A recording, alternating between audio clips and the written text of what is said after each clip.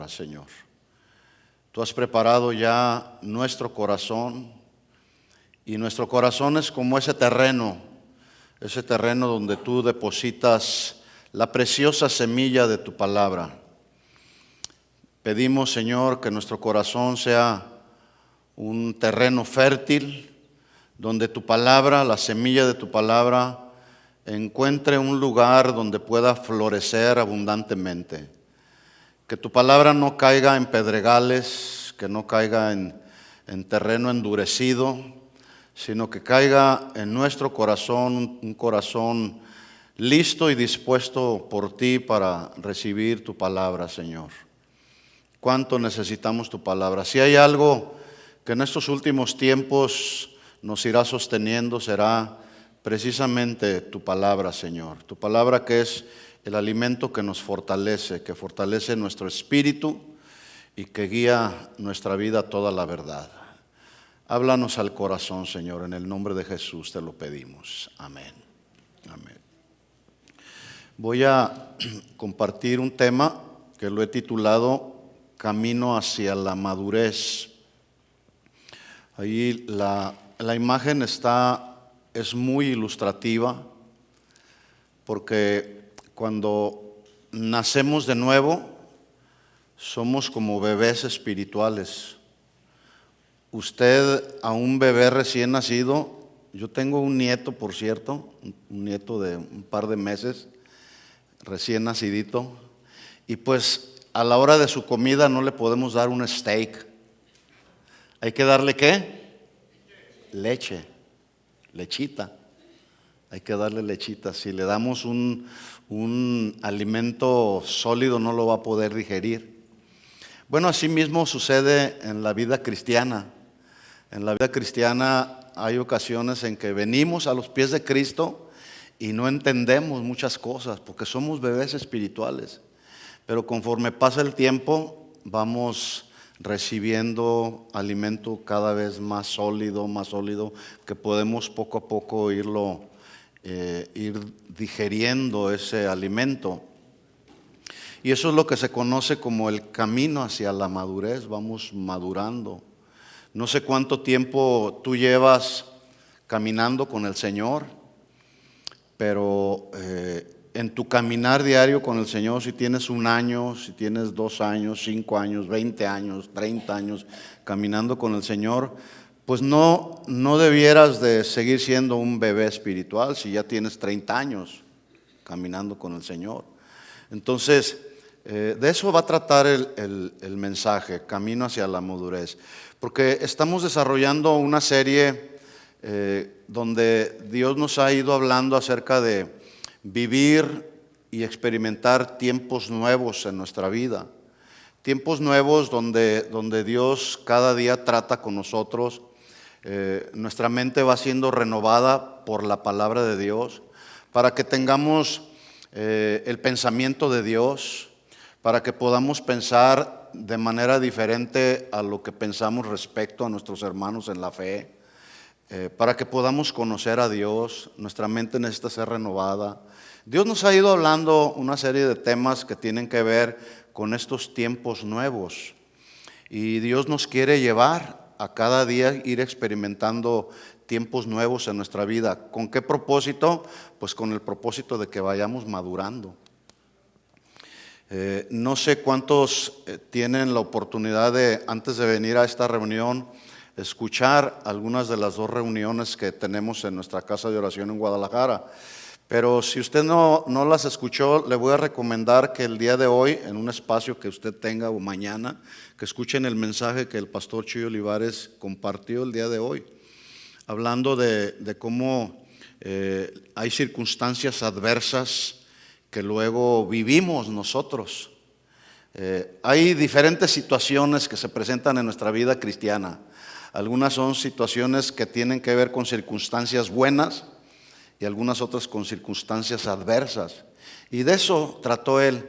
Pero cuando yo estaba escuchando parte de su mensaje, yo me di cuenta que está ligado un poquito con lo que yo voy a hablar con ustedes el día de hoy. ¿Nos pusimos de acuerdo? No. Pero así trabaja el Espíritu de Dios. Entonces, Todas estas circunstancias adversas que todos pasamos o todos atravesamos nos ayudan a madurar. Pero en medio de todo eso necesitamos entender que Dios es soberano. Dios es soberano. Y que no hay nada, absolutamente nada, que escapa de la mano del Señor. Entonces, yo no sé si el día de hoy tú estás atravesando por alguna situación difícil, una situación adversa. Confía y camina en fe que Dios te va a sacar adelante. Las situaciones adversas, las pruebas, las tribulaciones no son eternas. No son eternas, porque también la Biblia dice que el Señor no pone frente a nosotros una tentación o alguna situación adversa que no podamos resistir. Siempre Dios nos dará, si es una tentación, dice la Biblia que nos dará la salida. Siempre el Señor nos dará la salida. Pero en medio de esa situación adversa que a veces producen dolor, sí, porque los seres humanos así somos. Atravesamos por una situación difícil, puede ser alguna situación de enfermedad, perdiste a algún familiar cristiano o algún familiar, ¿verdad? Y hay dolor, se sufre y lloramos. Ese asunto de que los hombres no lloran es un asunto muy machista. Sí lloramos. ¿Cuántos varones lloran? Hay que llorar en la presencia del Señor. Yo cada que me expongo a alabar y adorar al Señor, pues no puedo evitar derramar lágrimas de gozo, de quietud, porque así es Dios, ¿verdad? Pero cuando sufrimos, cuando vienen situaciones adversas, pues entendamos que Dios nos está llevando por ese camino hacia la madurez. Y les tengo buenas noticias. Ese camino hacia la madurez, mientras estemos en este mundo, no se va a acabar. No se va a acabar. Va a seguir, vamos a seguir en ese camino y en ese proceso. Se acabará cuando el Señor venga por nosotros o nos llame a su presencia. Ahí sí todo termina. Y ahí ya no va a haber, ya en la presencia del Señor no va a haber enfermedad, no va a haber tristeza, no va a haber necesidad, no va a haber deudas, no va a haber pagar la renta, no va a haber nada. Ahí solamente vamos a estar contemplando su grandeza y su hermosura. Por eso hace un momento cantábamos, ven, ven, ven, Señor, ya ven, ven, Señor. Ahora, ¿por qué creen que el Señor todavía no viene? ¿Usted ya quisiera que viniera el Señor? ¿Por qué cree que no ha venido el Señor? Porque sí, todavía no estamos preparados. O hay quienes todavía no están preparados. Hay quienes no han nacido de nuevo tampoco. Entonces, esos son actos de misericordia de Dios. Pero va a venir. El día y la hora nadie lo sabe. Lo único que sí sabemos es que Él viene. Y viene pronto. Pero en tanto Él viene, vamos a seguir en ese proceso, en ese camino. Ya sabemos todos que todo camino tiene una ruta que nos lleva a un lugar. La vida cristiana es así, es un camino que tiene una ruta.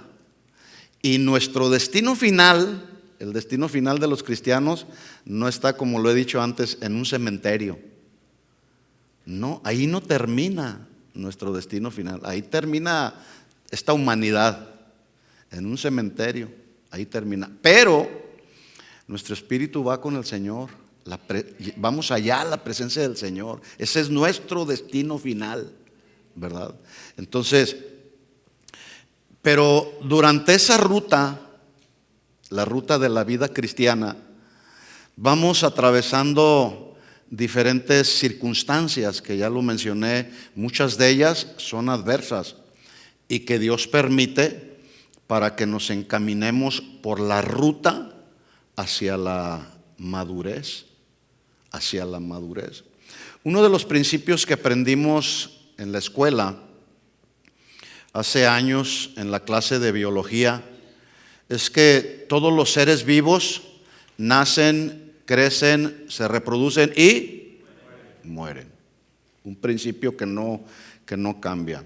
En el caso particular de nosotros los seres humanos, no solamente nacemos y crecemos y nos reproducimos, sino que hay que ir madurando. O sea, no solamente debemos crecer, sino se supone que debemos madurar para luego llegar a la última parte, que es la muerte. Así como se espera que un niño piense y actúe como un niño, usted ve a un niño y el niño, por ejemplo, si estamos aquí ahorita en paz, todos escuchando la predicación, y entra un niño y corre, pues así actúan los niños, ¿verdad? Porque son niños. Entonces, así como piensan y actúan los niños, así también se espera que en la medida que pasan los años y nos vamos acercando cada vez más a la etapa de adultos, pues también se espera que razonemos, que pensemos y que nos comportemos como adultos. Imagínese usted a un adulto con una conducta y un comportamiento de un niño. Suena absurdo. Como una persona de 50 años conduciéndose, pensando como un niño, pues es que no ha madurado. El apóstol Pablo, en el texto que vamos a usar como texto base para esta enseñanza, es 1 Corintios 13. En todo el capítulo 13, en todo el contexto, Pablo viene hablando de la preeminencia del amor, lo que es el amor. Y lo conecta Pablo porque son los últimos versículos. El capítulo 13, versículo 11, casi está concluyendo con todo este capítulo 13, donde habla lo que es el amor. El amor es sufrido, el amor es benigno, el amor no busca lo suyo. En los primeros versículos Pablo amonesta a los corintios diciéndoles, pues sí, ustedes tienen muchos dones, tienen cualidades ministeriales, pero si no tienen amor, de nada sirve. Y entonces les da toda una lista de las representaciones del amor. Pero ya al final casi del capítulo 13, Pablo dice algo interesante. Capítulo 13, versículo 11, dice, escuchen esto, Corintios, cuando yo era niño, ahí está, hablaba como niño. ¿Cómo hablan los niños? Si son recién nacidos, pues no hablan, empiezan a crecer y empiezan a hacer borucas que no se entienden, pero luego ya avanzan un poquito y por ahí ya al año ya empiezan a decir papá, o antes mamá, o quiero leche, y lloran. Entonces, porque son niños. Y dice Pablo, cuando yo era niño hablaba como un niño y pensaba como un niño y juzgaba, discernir los asuntos como un niño, ¿verdad? Dice, pero luego hace una pausa ahí y luego cambia. Mas cuando ya fui hombre, que está hablando, o el sentido de ahí, cuando ya fui hombre, habla ya de un hombre adulto. Mas cuando ya fui hombre, dejé lo que era de niño. Lo cual significa que nosotros que somos adultos debemos dejar las actitudes, comportamientos, pensamientos y juicios que hacen los niños, porque ya somos adultos, ya tenemos una capacidad para pensar. Entonces, se supone que en la medida que pasan los años se va haciendo evidente, o se debe hacer evidente, que debemos ir madurando. Debemos ir madurando. Este principio que rige la vida humana, pues es también aplicable a la vida espiritual. La Biblia describe la obra de regeneración que Dios ha hecho en nosotros los creyentes. La Biblia lo describe como el nuevo, ¿qué? Nuevo nacimiento. Cuando alguien ha nacido de nuevo, no importa qué edad tiene, no importa humanamente cuánto ha avanzado en su madurez humana, pero cuando encuentra la gracia que lo salvó, o cuando tiene la oportunidad de recibir la gracia que se conoce como la gracia salvífica, cuando experimenta esa gracia, espiritualmente nace de nuevo y es un niño, pero es un niño espiritual. ¿Estamos de acuerdo en eso? Y ese niño necesita ir creciendo y madurando en la vida espiritual.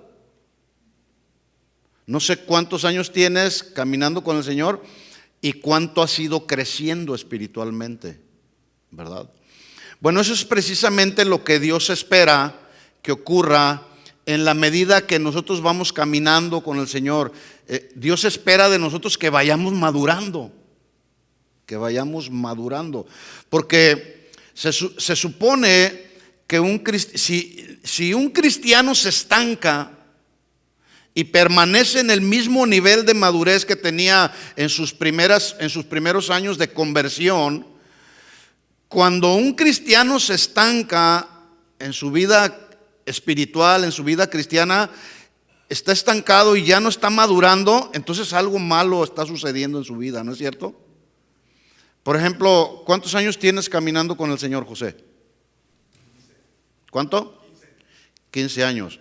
Tú ya no piensas espiritualmente después de 15 años como pensabas cuando tenías un año, ¿verdad que no? Ni conoces la palabra, después de 15 años no la conoces como la conociste en los 3 meses de nacido, ¿verdad que no?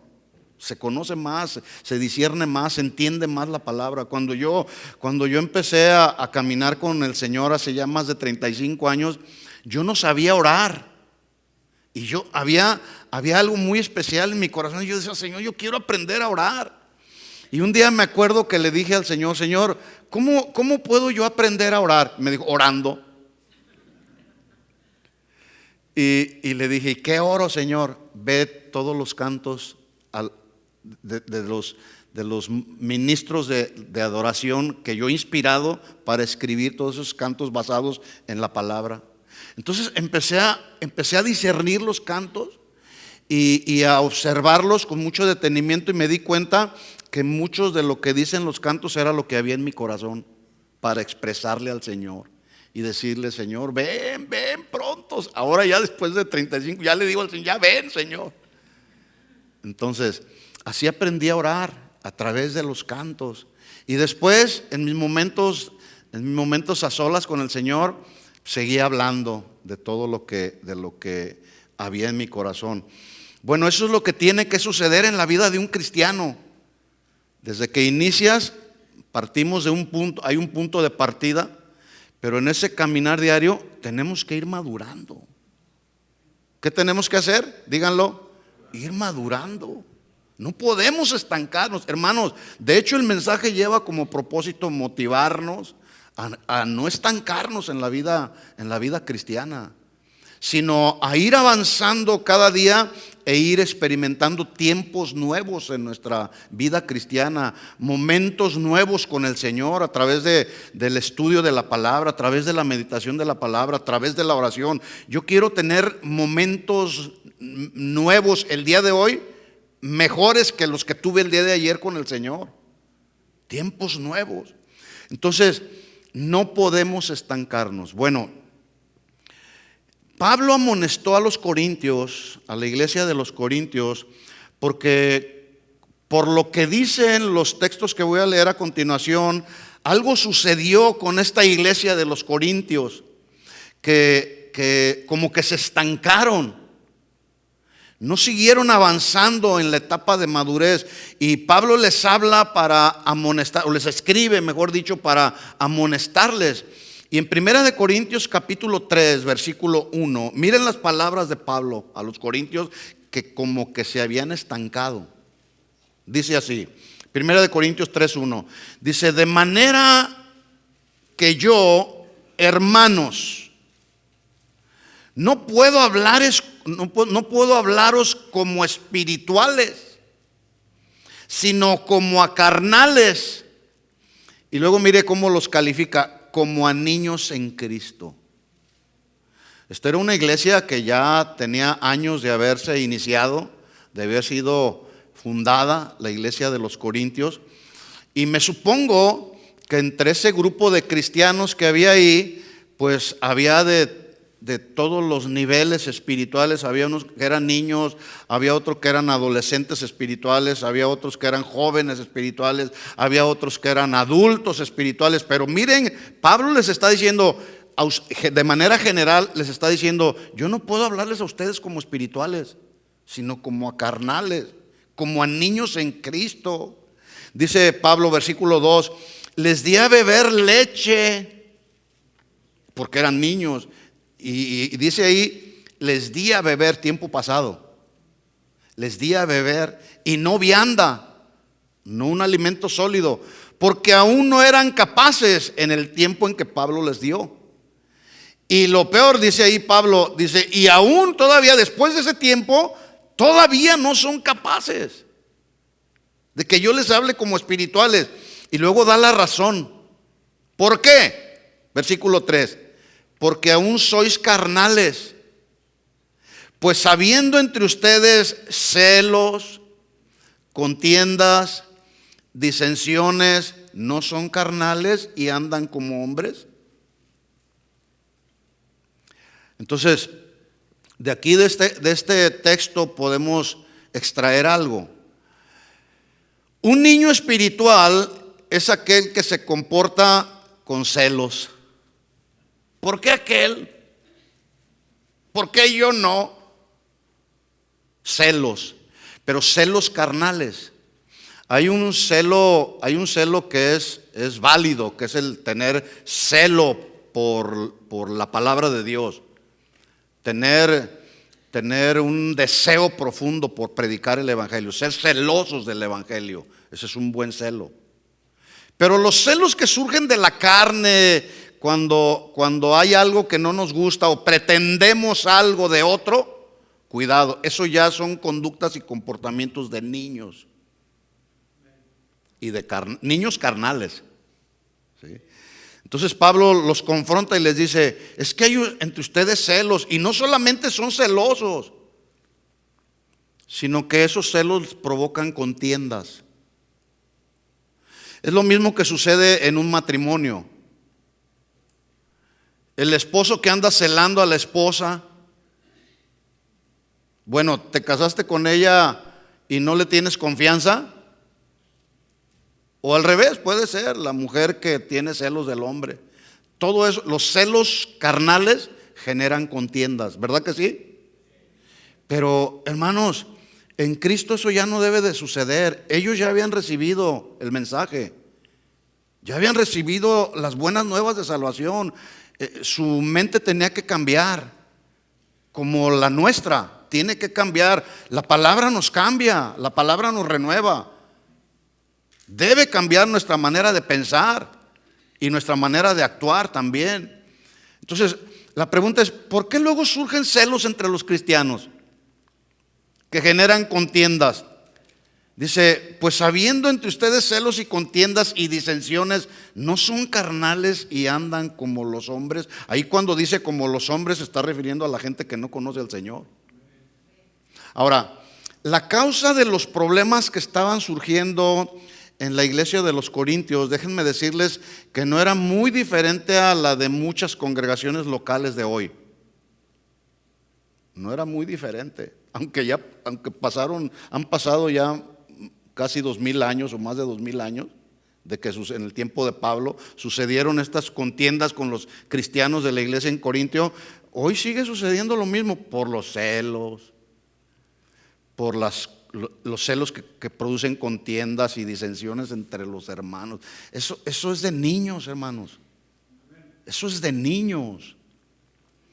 Ahora, el asunto con los cristianos de la iglesia de los Corintios es que no solamente la influencia externa del mundo estaba afectando, sino también era la carnalidad interna.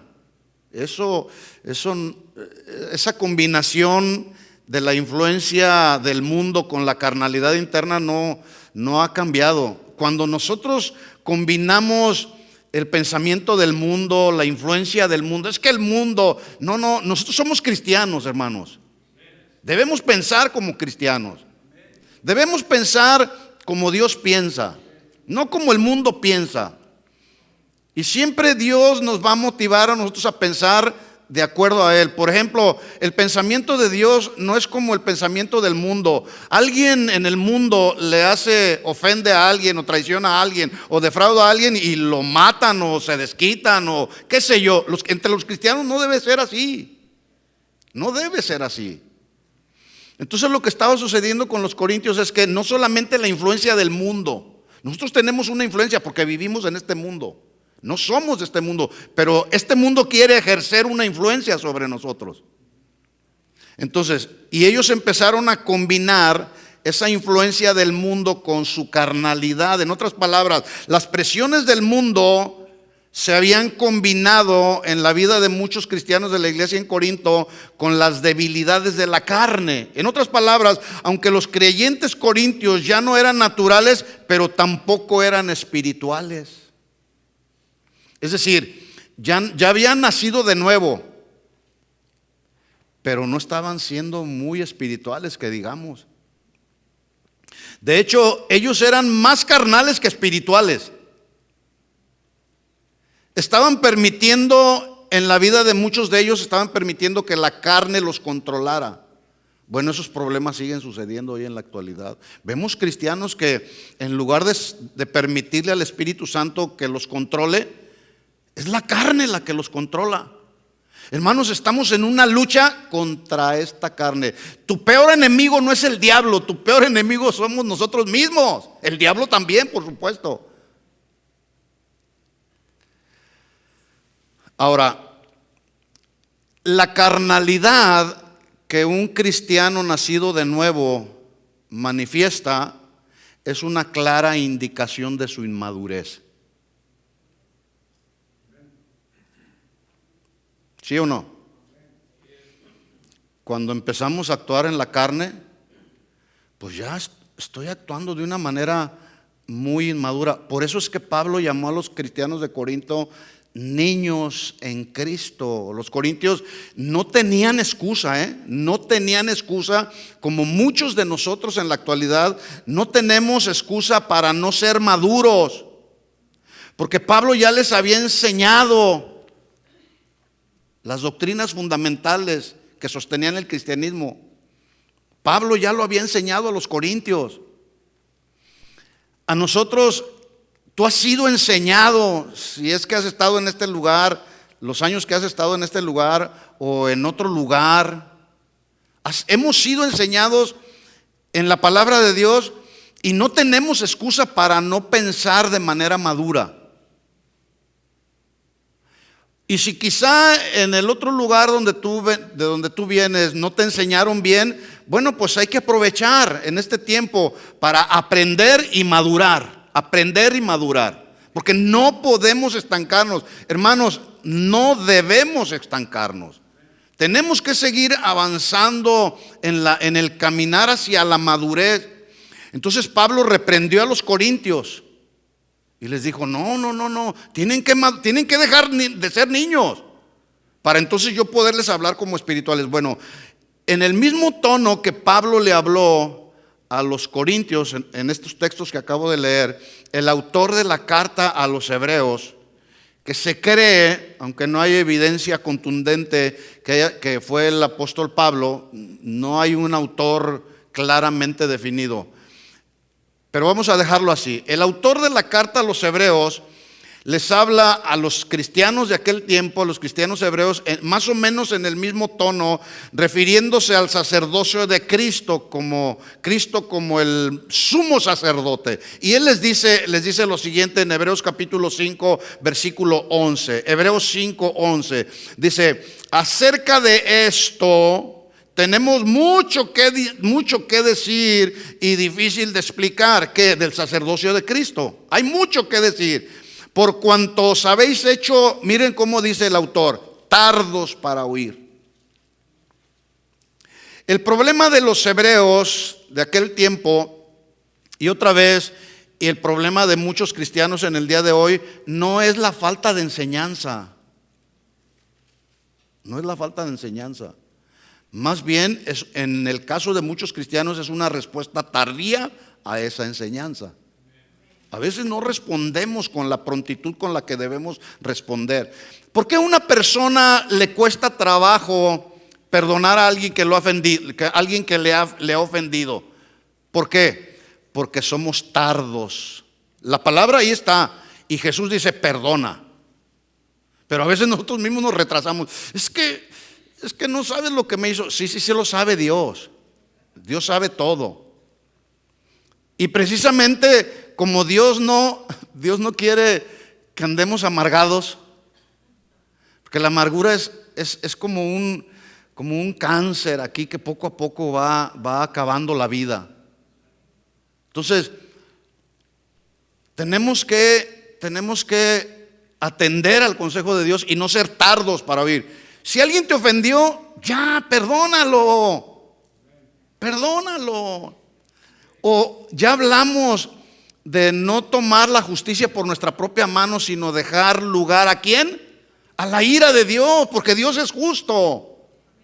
Dios es justo, Él va a obrar. Él sabe lo que te pasa a ti, Él sabe lo que me pasa a mí. Yo no me voy a quedar amargado porque la amargura estanca. La amargura estanca. Si uno me quiero estancar, yo quiero experimentar tiempos nuevos. Entonces, el problema de los cristianos de Corinto y el de los hebreos en estos textos no era la falta de enseñanza. Tenían enseñanza y tenían buena enseñanza. El problema era que ellos respondían de manera retardada a esa enseñanza. Y era obvio pues que eso estaba generando como un rezago espiritual. Se estaban rezagando. Usted ha visto personas que, por ejemplo, en su trabajo que se van rezagando por diferentes razones, teniendo la oportunidad de avanzar quizá a nuevos puestos en el desarrollo de su trabajo, o si tienes algún oficio, poder avanzar en ese oficio, pero a veces nos rezagamos por diferentes razones, porque estamos amargados, hay muchas razones.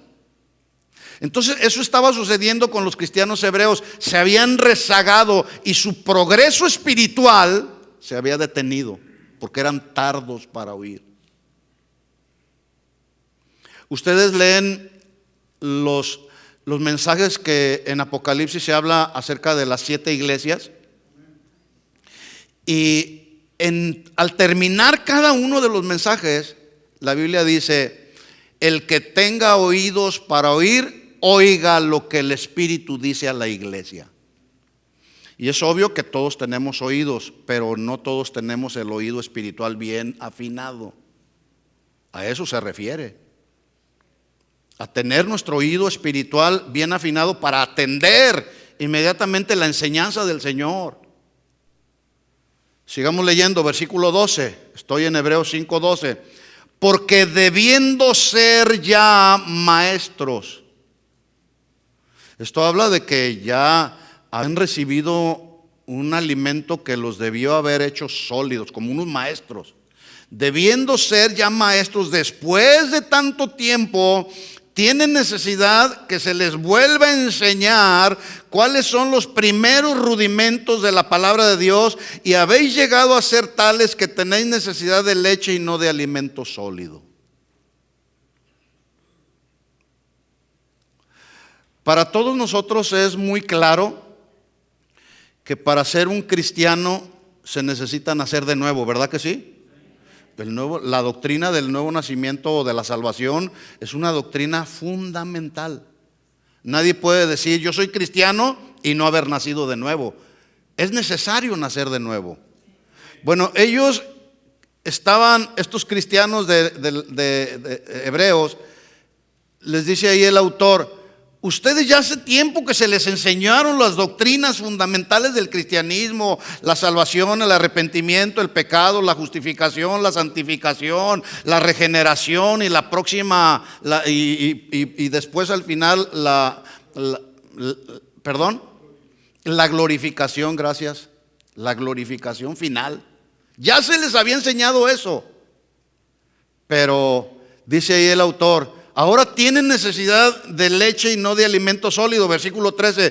Todo aquel que participa de la leche es ¿qué? Inexperto, inmaduro. en la palabra de justicia. ¿Por qué? Porque es un niño. Es un niño. Pero el alimento sólido es para los que han alcanzado ¿qué? Madurez. Para los que por el uso tienen los sentidos ejercitados en el discernimiento del bien y del mal. ¿Cómo aprende uno a orar? Orando. ¿Cómo discierne uno la voz de Dios? Leyendo la Biblia, abriendo la Biblia, escudriñándola, meditando en ella. El uso en nuestras responsabilidades cristianas. Ahora, escuche esto: el mero conocimiento de la palabra de Dios sin obediencia no contribuye al progreso espiritual. Porque alguien puede conocer toda la teología, todo lo que tiene que ver con el estudio de Dios o de la vida de Dios, y no obedecer muchos principios de esos. Entonces, el cúmulo de ese conocimiento de la palabra de Dios, cuando no se obedece, frena nuestro progreso al Señor. ¿Cuánta gente yo he conocido que se precian de... Yo estudié teología, yo estudié escatología, yo estudié hermenéutica, yo estudié homilética, yo estudié, bueno, un montón de cosas, pero maltratan a la esposa. Maltratan a la esposa. No aconsejan a los hijos. No ven por las necesidades de los hijos, se pelean con los hermanos, pero tienen mucha teología, tienen mucho conocimiento. Eso no habla de madurez, ¿verdad que no? Eso lo único que habla es de oye, qué inmaduro eres. Pues me dices que sabes interpretar, sabes hacer una correcta hermenéutica de los textos bíblicos, pero no tienes paz y armonía con los hermanos de la iglesia. ¿De qué te sirve tu teología? No estoy diciendo que no hay que estudiar, No estoy diciendo que no hay que estudiar teología y no hay que prepararnos. No, hay que prepararnos, hay que estudiar, pero hay que combinar con obediencia para no estancarnos, para crecer, Cada día que pasa, los creyentes debemos esforzarnos por avanzar hacia la madurez. El día de ayer ya pasó. El día de hoy es un día nuevo, es otra etapa nueva. Hay que ir avanzando. Eso es lo que Dios espera, no de un pequeño grupo. Él espera de todos aquellos que formamos parte del cuerpo de Cristo. Él espera que progresemos. Él espera que vayamos madurando, que vayamos creciendo. No nada más un grupito, no, toda su iglesia. Él espera que maduremos, que vayamos creciendo. Y Pablo tenía una meta muy clara en el desarrollo de su ministerio, y parte de esa meta en el desarrollo de su ministerio la expresa a los de la iglesia en Colosas, o a los colosenses. Vamos ahí a Colosenses capítulo 1 versículo 28. Dice Pablo, aquí está la meta de Pablo. ¿Cuál era la meta de Pablo? Dice: a quien anunciamos, refiriéndose a Jesús, amonestando a todo hombre y enseñando a todo hombre en toda sabiduría, a fin de presentar perfecto, maduro en Cristo a todos los hombres. Pablo predicaba el evangelio. Pablo amonestaba a cristianos niños espirituales, pero también amonestaba y enseñaba a cristianos adultos. ¿Para qué? Para presentar perfecto, maduro en Cristo a todos los hombres a quienes les predicaba. Bueno, esa es una responsabilidad que tenemos los ministros. Nosotros estudiamos la palabra, meditamos la palabra, sembramos la palabra y esperamos que la palabra caiga en buena tierra para que los cristianos avancemos en nuestro camino hacia la madurez. Es muy triste ver cristianos que tienen 30 años y todavía no saben qué significa o qué dice Juan 3:16. Una ocasión me invitaron a predicar a un grupo de la iglesia católica, de recién que llegué a este país hace 20 años, más de 20 años. Alguien me dijo, oye, hay un grupo de jóvenes ahí, ¿puedes venir a predicarles a los jóvenes? Les dije, ¿qué creen que les dije? Sí. ¿Se fue a la iglesia católica? Sí fui. Pues entonces, ¿dónde vamos a hacer luz? ¿Dónde vamos a hacer luz? Y entré al salón de clases, había como 100 jóvenes ahí. 100 jóvenes ahí. Dije, wow, yo me sorprendí. Y la primera pregunta que les hice, les dije, a ver, ¿quién de ustedes sabe lo que dice Juan 3:16? A ver, yo les voy a preguntar a ustedes, hagan de cuenta que estamos ahí en ese salón de clases. ¿Cuántos de los que están aquí se saben lo que dice Juan 3:16? Levanten la mano. Bueno, allá yo esperaba que todos levantaran la mano y se hizo un silencio que me espantó. Dije, wow. A ver, ¿no saben lo que dice Juan 3:16? No, ¿qué dice? ¿Saben de qué les prediqué? De Juan 3:16. Y lo aprendieron el texto.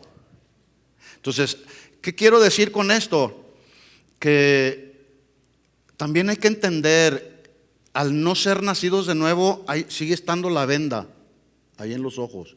No los estoy criticando, pero hay una venda. Así estábamos todos, con esa venda que nos impedía discernir los textos de la Biblia. Pero ahora, después de que nacimos de nuevo, no hay excusa, mis hermanos. No hay excusa para decir, yo no voy a madurar y no voy a crecer espiritualmente. Bueno, es precisamente de ese aspecto de la vida cristiana, la madurez, donde Pablo continúa hablando. Ya leímos capítulo 1, versículo 28. ¿Cuál era la meta de Pablo? Predicar el evangelio. Pero él sigue, porque bueno, ahorita usted y yo tenemos la Biblia ya en capítulos y versículos, pero antes no. Antes era todo corrido, ¿verdad? Entonces, Pablo sigue en la misma línea. En el capítulo 2 de la misma carta, dice Pablo, Colosenses capítulo 2, versículo 1. Este es el pasaje donde voy a tratar de centrar este mensaje principalmente. Dice Pablo, porque quiero que sepan cuán lucha sostengo por ustedes. Le está hablando Pablo a los cristianos de la iglesia en Colosas. Una lucha que yo sostengo por ustedes y por los que están en la Odisea y por todos los que nunca han visto mi rostro. Una lucha. Versículo 2.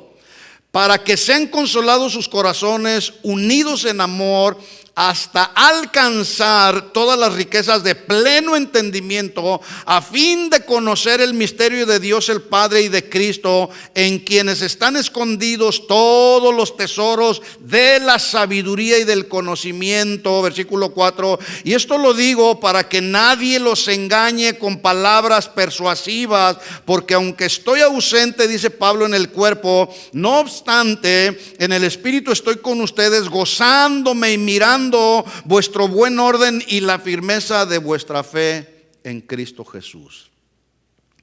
En estos versículos, Pablo se está dirigiendo de manera particular a los creyentes de la iglesia en Colosas para darles a conocer una preocupación que él tenía muy profunda por los cristianos, particularmente de la iglesia en Colosas, debido a que las falsas doctrinas que no solamente amenazaban, sino que estaban estorbando su crecimiento espiritual de los creyentes, estaban amenazando la unidad también entre los creyentes. Esas falsas doctrinas. Porque cuando alguien escucha una falsa doctrina y se cree esa falsa doctrina, entonces se divide, se separa de la unidad con otros cristianos que sí estudian la sana doctrina. Entonces, esas falsas doctrinas, Pablo tenía esa lucha porque se estaban infiltrando entre la iglesia de los colosenses. Y esta es una de las razones por las cuales Pablo les escribe ahí en el versículo 4 del capítulo 2, que ya leí. Véanlo otra vez, dice Colosenses 2:4, dice: esto les digo para que nadie los engañe con palabras persuasivas. Hermanos, de este texto aprendemos, hermanos, cuidado que nadie te engañe con palabras suaves, con palabras persuasivas. Tenemos que estar muy atentos. Si eres maduro, si eres una persona madura, tienes que estar atento que las falsas enseñanzas siguen surgiendo por ahí. En el versículo 8 del mismo capítulo dice: miren que nadie les engañe por medio, miren cómo dice ahora, por medio de filosofías. Los filósofos son aquellos que amaban la sabiduría humana. Entonces dice: no dejen que nadie los engañe por esa sabiduría humana, que son huecas sutilezas, según las tradiciones de los hombres, conforme a los rudimentos del mundo y no según Cristo. En otras palabras, si parafraseamos las palabras de Pablo, podemos leerlo de esta manera. Pablo hablándoles y diciéndoles: hermanos de la iglesia en Colosas, no se dejen seducir por los falsos maestros, porque los quieren apartar de Cristo. Ellos serán un estorbo para su crecimiento y madurez espiritual. No les hagan caso. Eso les estaba diciendo Pablo. Yo voy a más o menos hacer una estructura de este pasaje. No lo vamos a terminar porque siempre lucho con ese reloj. Pero más o menos si hacemos una estructura de estos 5 versículos de Colosenses capítulo 2, versículos del 1 al 5, hay 3 puntos importantes que vamos a tratar en este pasaje. Número 1, en el versículo 1 Pablo manifiesta su gran preocupación por los creyentes. Del versículo 2, en el versículo 2 y 3, Pablo ahora manifiesta el anhelo que él tenía por los cristianos de la iglesia en Colosas. Vamos a verlo. Y en el punto número 3, de los versículos 4 al 5, Pablo les hace ver cuál era el motivo de su gran preocupación por la iglesia de los colosenses. Vamos a ver entonces el primer punto. ¿Cuál es el primer punto? Conocer la preocupación que Pablo tenía por los creyentes de la iglesia en Colosas. Versículo 1, Colosenses 2:1, dice otra vez. Dice: porque quiero que sepan cuán grande lucha sostengo por ustedes y por los que están en la Odisea y por todos los que nunca han visto mi rostro. Palabra clave aquí, anótenle: lucha. Digan conmigo: lucha. Hay diferentes maneras en que se expresan las luchas. Hay una lucha de poderes, hay una lucha de palabras. Hay diferentes luchas. Hay una lucha con esta carne. A veces nos encontramos en luchas con algún hermano de la congregación, con un vecino. Hay luchas en el trabajo. Luchas. Este término que Pablo está usando aquí, porque él dice: tengo una gran lucha. No era una mera lucha, era una gran lucha. Este término es el término griego agón. Agón. De donde viene la palabra que todos conocemos, agonía. Una persona que está agonizando, está en sus últimos momentos algunos incluso pierden la lucidez, están en una agonía en la vida, están a punto de perder la respiración, de que el corazón se para, etcétera. Están en una agonía. Yo quiero que pongan en perspectiva el término agonía. Una persona que está en agonía está sufriendo, está luchando con su vida, contra la enfermedad, o está luchando por su vida. Y es la misma palabra agonía o agón que Pablo usa en el capítulo 1, pero ahora en el versículo 29 de la misma carta. Dice: ya dijimos que la meta de Pablo era anunciar el evangelio, para eso trabajaba. Y en el versículo 29 dice: para lo cual también trabajo. ¿Cómo trabajaba? Predicando el evangelio. Y luego miren cómo dice Colosenses 1:29: también trabajo luchando. Predicar el evangelio es una lucha. Se lucha espiritualmente, porque el enemigo no quiere que recibamos la palabra, y hay muchos factores de distracción. Hay una lucha, Incluso los que somos receptores, yo también me siento a escuchar la palabra. De repente hay muchos factores de distracción que están impidiendo que yo pueda recibir la palabra. Hay una lucha. Entonces dice Pablo, yo trabajo luchando según la potencia de Él, la cual actúa poderosamente en mí. Así que el término agonía, transmite la idea de un conflicto espiritual. Hermanos, necesitamos entender que todos nosotros los creyentes estamos en un campo de batalla, enfrentando o sosteniendo una lucha espiritual de todos los días. Todos los días hay una lucha espiritual. Tienes una lucha espiritual con la carne, con nuestros pensamientos, con nuestras emociones, con nuestra conducta. Tenemos que luchar para agradar a Dios. Tenemos que luchar con nuestra vida. Y Pablo había determinado, cuando dice ahí, sostengo una gran lucha por ustedes. Pablo había determinado establecerse en ese campo de batalla a favor de los creyentes de Colosas. Atención aquí, porque el ejemplo de Pablo nos debe de enseñar a nosotros para que en nuestro camino hacia la madurez también nosotros hagamos lo que hacía Pablo. Sin embargo, cuando Pablo escribe esta carta, hay una situación adversa en él. Cuando Pablo les está escribiendo a los colosenses, resulta que él estaba prisionero en una cárcel de Roma. Eso hacía, por supuesto, muy difícil el poder ayudar a los hermanos de Colosas justamente en ese momento de gran necesidad. Acuérdense que los falsos profetas estaban metiendo falsas doctrinas. Pablo quiso haber estado presente ahí. Por eso les dice, aunque no estoy presente físicamente, pero estoy presente o estoy presente en el espíritu con ustedes. Pero él quería estar ahí con ellos para decirles, hey hermanos, cuidado con los falsos maestros.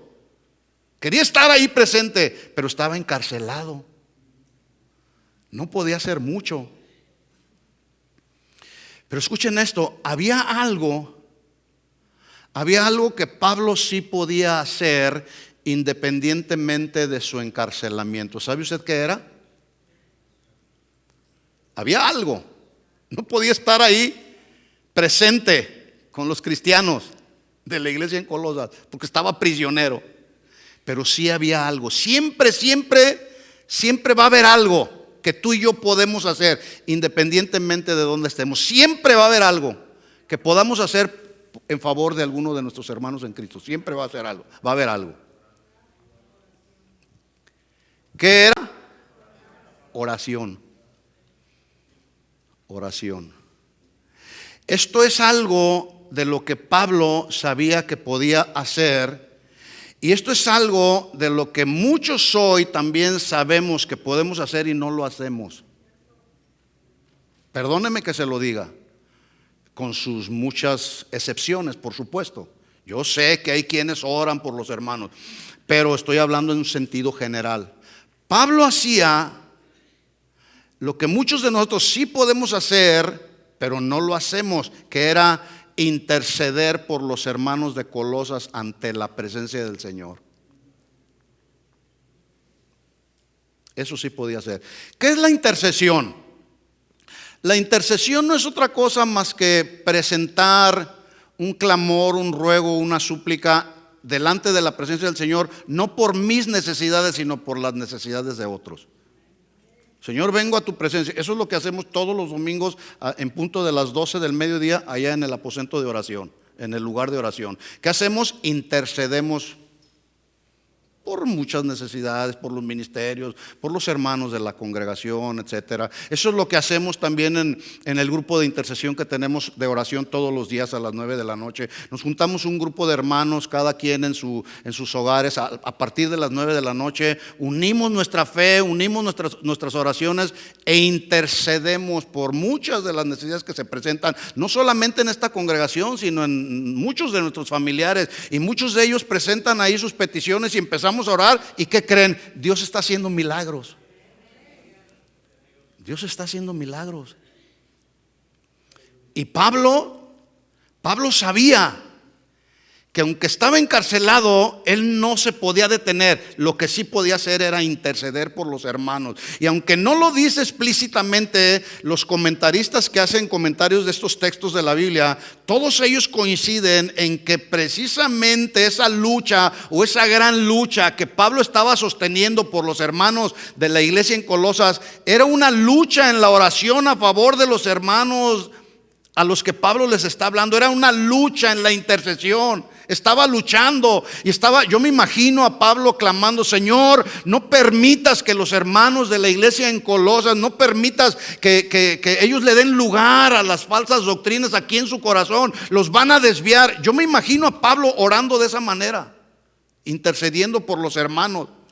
Más adelante en la misma carta, Pablo usa la misma palabra lucha, agón, para referirse a la preocupación de quien fue el fundador de esta iglesia, porque Pablo no fue el fundador de la iglesia en Colosas, fue otro que recibió el evangelio o su salvación, recibió el evangelio que Pablo predicó, aceptó a Cristo como su Señor y Salvador, y se regresa a Colosas y empieza a predicar el evangelio. Y nace esta congregación de Colosas, Epafras o Epafras. Colosenses 4:12. Miren lo que dice Colosenses 4:12, hablando de este hombre que fue un discípulo de Pablo. Dice: os saluda Epafras, el cual es uno de ustedes, siervo de Cristo, siempre rogando. Y miren cómo usa otro término interesante: encarecidamente. Rogando encarecidamente por vosotros en sus oraciones, para que estéis firmes, para que sean perfectos, tradúzcase maduros y completos en todo lo que Dios quiere, porque de él, dice Pablo, doy testimonio de que tiene gran solicitud por ustedes y por los que están en Laodicea y los que están en Hierápolis. También, así como Pablo, este hombre Epafras sostenía una lucha en oración. Y la palabra que se traduce ahí como rogar y rogar encarecidamente es un término que es sinónimo de agón, que es agonizomai, que también se traduce igual, agonizaba. Epafras, así como Pablo, luchaba, agonizaba por los creyentes de Colosas en sus oraciones. Yo me imagino ahí: Señor, no permita agonizar. Yo no puedo transmitir la idea de lo que pudiese ser agonizar. Quisiera poder hacerlo, pero simplemente puedo decirles: yo me imagino que sentían un desaliento y decían: Señor, no permitas que estos hermanos de Colosas sean infectados con las falsas doctrinas, porque se pueden desviar. Algunos de ellos son niños espirituales, no han crecido espiritualmente. No permitas que se salgan del camino. Y ahí estaban Epafras y ahí estaba Pablo orando por los hermanos. No eran simples peticiones de oración las que hacían Pablo y Epafras, que presentaban delante del Señor. Era una gran lucha en la oración la que ellos sostenían a favor de los cristianos de Colosas. Una gran lucha. ¿Se acuerdan cuando Jacob narra la Biblia, que Jacob en Génesis capítulo 32 dice que establece una lucha, agón en el griego, agón? Esa lucha que sostuvo Jacob en un lugar llamado Peniel con el ángel del Señor, dice que empezó a luchar y a luchar y a luchar, y el ángel le dijo: ya, suéltame porque está a punto de salir el sol, suéltame. Y este hombre le dijo: no te voy a soltar hasta que me bendigas. Luchó por una bendición Jacob. ¿Y qué creen? El Señor lo bendijo. Hermanos, las bendiciones que vienen del trono de Dios, hay que luchar por ellas en el buen sentido de la palabra. Hay que luchar por ellas. Señor, dame paz. Señor, dame sabiduría. Señor, dame mucho amor para mis hermanos. Señor, ayúdame a crecer y a madurar espiritualmente.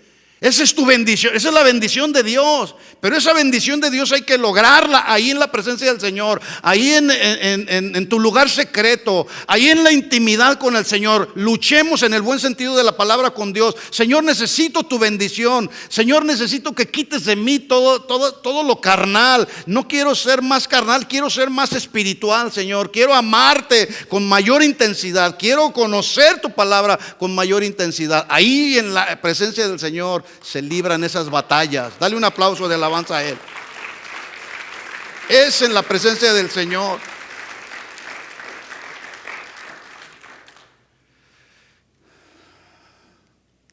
Pablo y este hombre Epafras luchaban y rogaban encarecidamente que los hermanos de la iglesia en Colosas avanzaran en pos del camino hacia la madurez. Ellos estaban bien conscientes de cuánto necesitaba esa iglesia de Colosas, necesitaba del cuidado y de la protección de Dios en medio de los peligros que estaban amenazando su crecimiento y su estabilidad.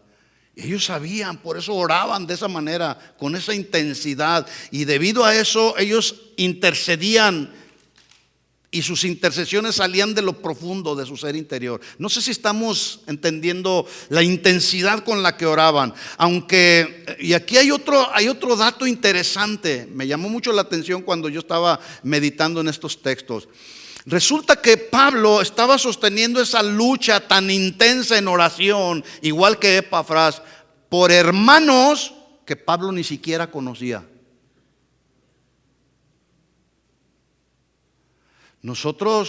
Yo procuro orar por muchos de los hermanos que conozco. Cuando platico con ellos, oro por mi esposa, oro por mis hijos, por mis nietos, etcétera, y los conozco. Pero la pregunta cuando yo estaba viendo el ejemplo de Pablo, yo dije, nuestras oraciones o la intensidad de nuestras oraciones serán tan profundas, y vuelvo a repetir, tan intensas. Mis oraciones, así como hago oraciones por mi esposa, por mis hijos, y le digo, Señor, guárdalos, protégelos, que nada malo les suceda, cuídalos, manténlos en el hueco de tu mano, etcétera. Así mismo, esa fue una pregunta que yo mismo me hice. Así mismo, con esa misma intensidad, oraría yo por personas que ni siquiera conozco, pero que son cristianos alrededor del mundo, y que muchos de ellos están siendo perseguidos por la causa de Cristo.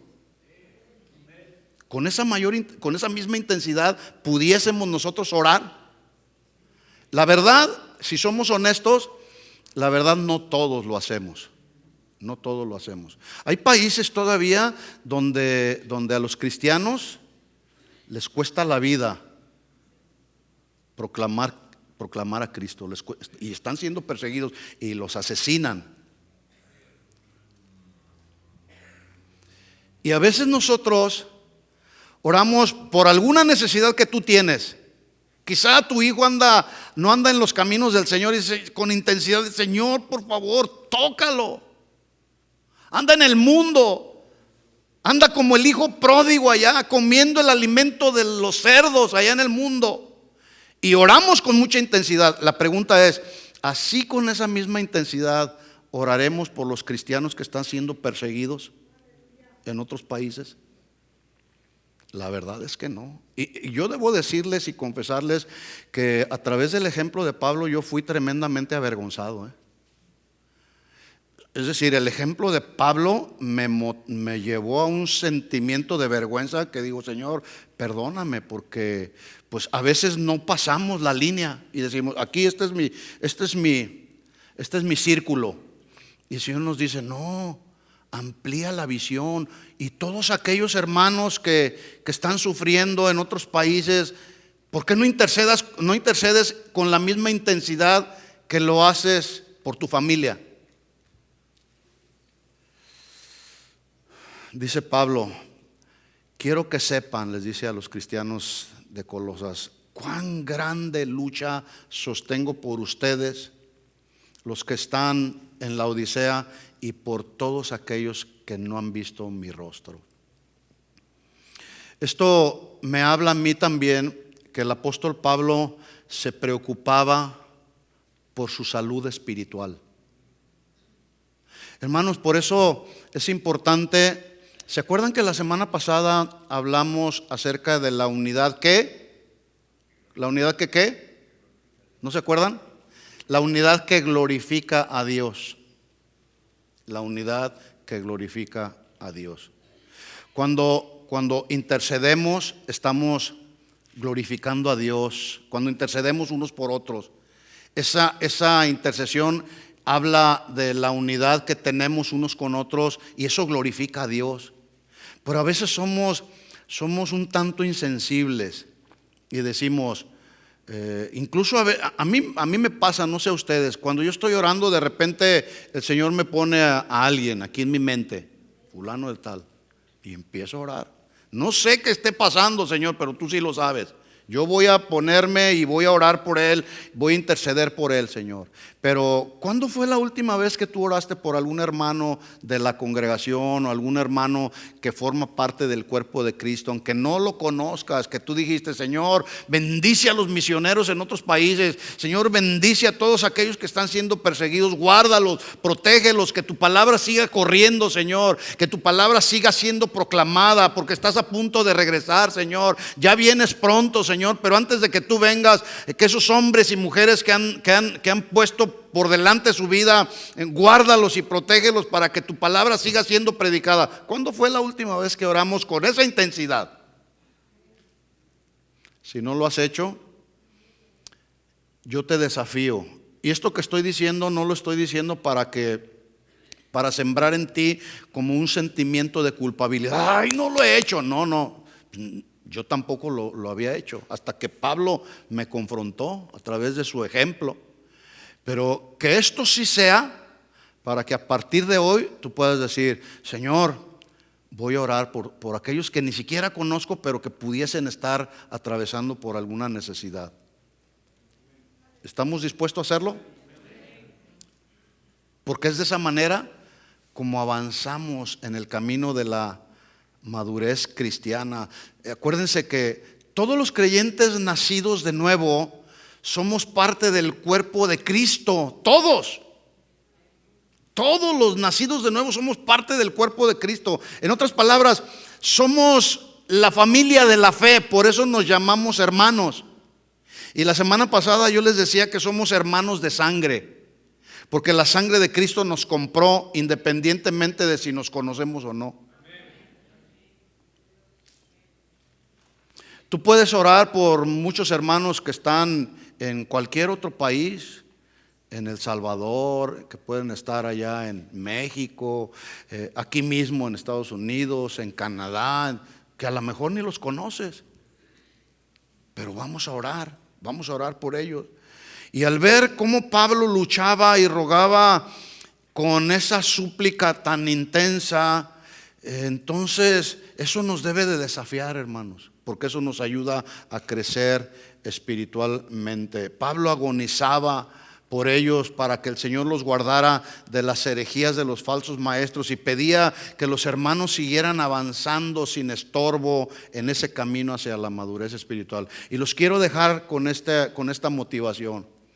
Hagamos el compromiso, mis hermanos, y podamos en nuestro corazón decir, voy a orar.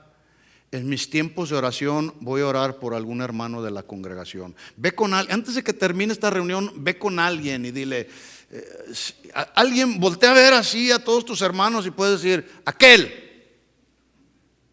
Voy a ir con él y voy a decirle, hermano, me voy a comprometer esta semana, voy a estar orando por ti toda la semana y el domingo nos vemos, el próximo domingo nos vemos. Y luego el próximo domingo vas con otro y le dices, hermano, voy a orar por ti. ¿Tienes alguna necesidad? Hermanos, esa es la unidad que glorifica a Dios. Porque si no hacemos eso y no asumimos responsabilidades y cargas como cristianos que somos o como parte de la misma familia, entonces estamos siendo insensibles. Y la insensibilidad en la vida cristiana es un síntoma de inmadurez. Allá ellos. Está pasando, el hermano fulano de tal, su hijo casi se va al mundo, pues allá él que se arregle, a lo mejor no lo ha enseñado bien. No, hay que agarrar la carga, mis hermanos. Hay que tomar la carga los unos por los otros. Hay que orar por cada ministerio de la congregación, que fluya la unidad, la armonía entre nosotros como cristianos. Eso, cuando hacemos eso, esos son síntomas de madurez. Y eso nos habla de que como cristianos vamos avanzando. Pablo decía, no que ya lo haya alcanzado todo. Pablo, el gran, tremendo apóstol Pablo, del cual seguimos aprendiendo.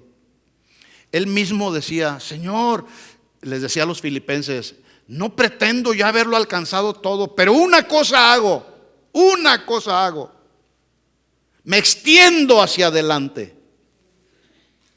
Ese término extender es como cuando los corredores de los maratones van a llegar a la meta. No sé si se han fijado que de repente van a romper el cordoncillo ese que está ahí y se extienden, hacen esto, se extienden y dan así como el último paso y el último aliento.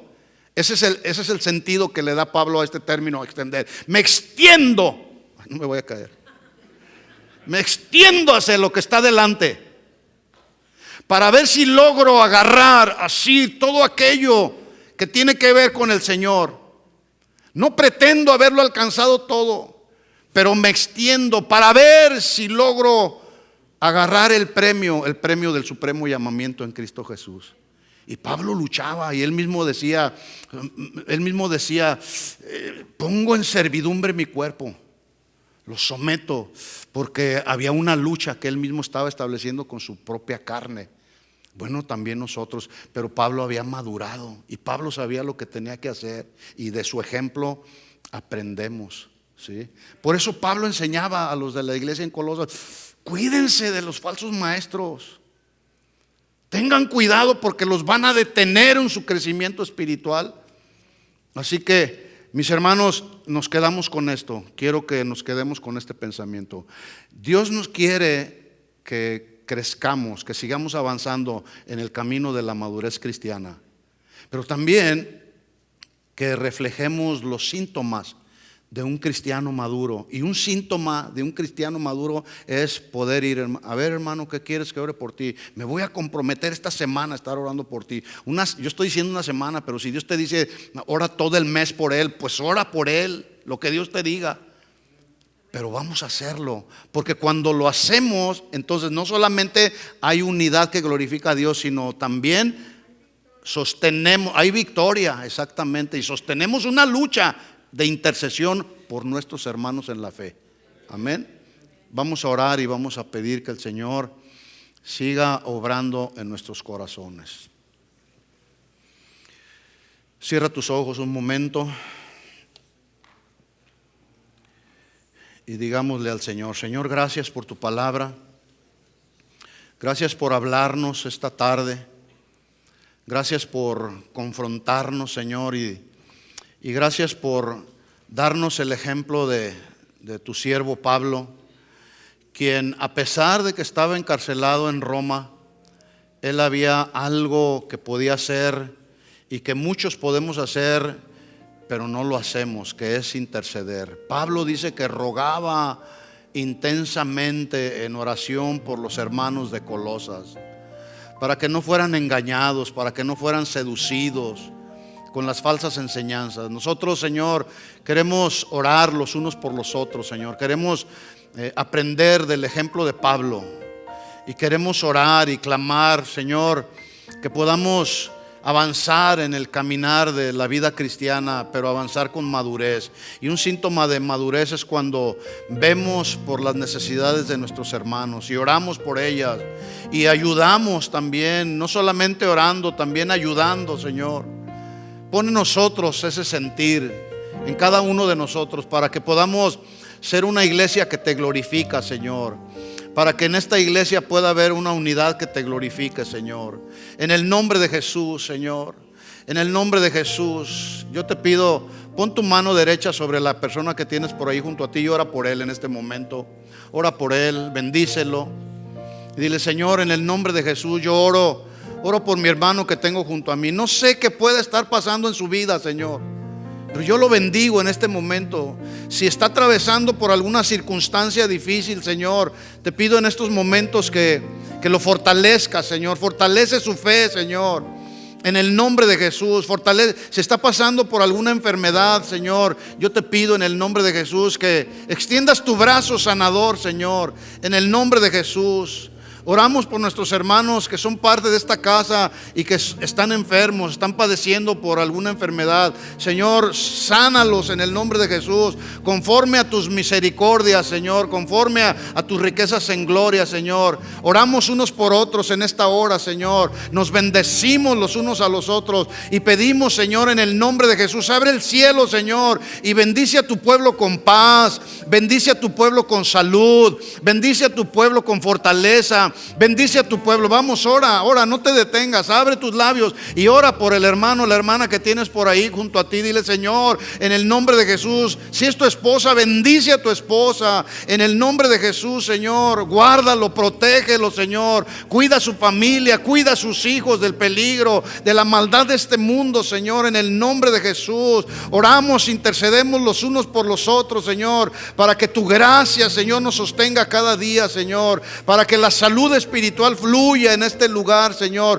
para que la unidad, Señor, que te glorifica, fluya en esta casa, Señor, en el nombre de Jesús. Llévate, Señor, lo que estorba, llévate la rencilla, llévate los celos, llévate los pleitos, Señor, que no edifican nuestra vida cristiana, Señor. En el nombre de Jesús nos bendecimos los unos a los otros. Bendice a tu pueblo con paz, bendice a tu pueblo con gozo, Señor. Bendice a tu pueblo con tu palabra, Señor, que esta palabra no sea una palabra más, Señor, que sea una palabra que haya caído en tierra fértil y que produzca, Señor, a su tiempo fruto, y fruto abundante, Señor, en el nombre de Jesús, Señor. Si alguno de mis hermanos venía afligido, venía cargado, venía trabajado, Señor, en este momento que se vaya toda carga de su vida y de su corazón, Señor, y que venga la paz, y que venga el consuelo, y que venga la fortaleza, que venga el gozo del Señor, que es nuestra fortaleza, Señor. Te pedimos todo esto en el nombre de Jesús de Nazaret, y a ti sea toda la gloria y toda la honra siempre, Señor Jesús.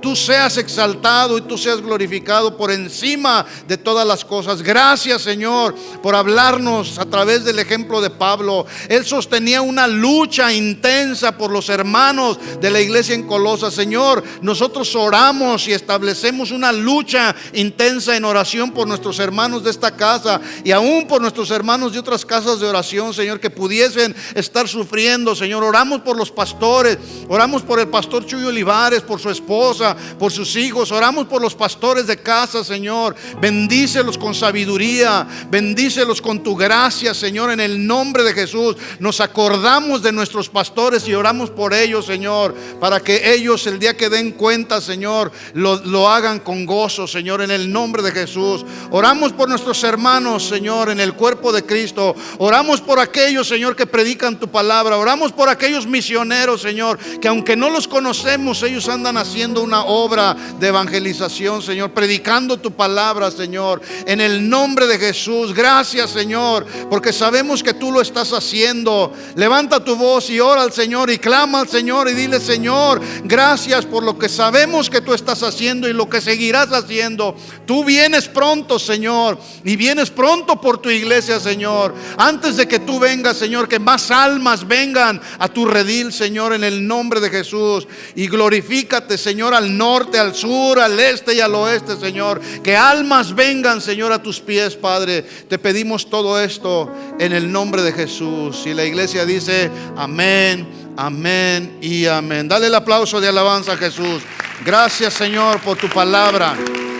Gracias por desafiarnos, Señor. A ti sea toda la gloria y toda la honra siempre, Señor.